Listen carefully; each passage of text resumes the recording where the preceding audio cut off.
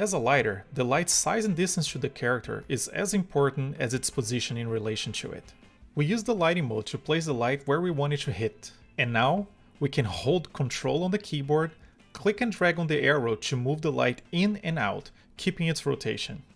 With this gesture, we know the light will still hit the object on the same place, but we can move it closer or farther from it. Now I will hold down Ctrl and Shift on the keyboard, click and drag on the arrow to scale the light up and down. Now the light is on the right place, size and orientation that we need. All this without ever leaving the Viewer tab and Live Render session. Using the same tools, I will quickly adjust the other lights.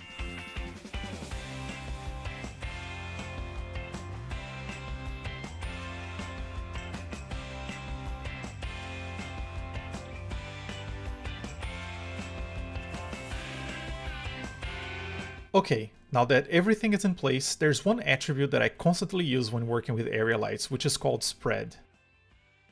What this attribute does is to give directionality to the area light. By default, it spreads the light over 180 degrees, and this setting allows us to keep the nice light and shadow properties from the area light, but make it more focused. A good real-world parallel to this function are the honeycomb grids we can place on lights. These work to remove rays that are going to the sides, generating more focused lights with less bounce.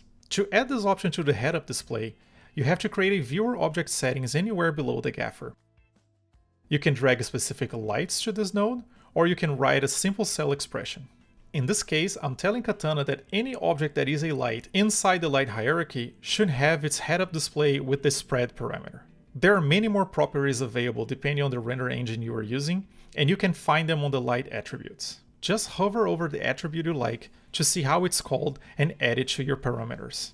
I prefer having as few as possible so it doesn't take up too much screen space. Make sure to add the ones you want to have at hand at any time. Now I can view the scene from the viewer object settings, and you see that I have a spread option available to me.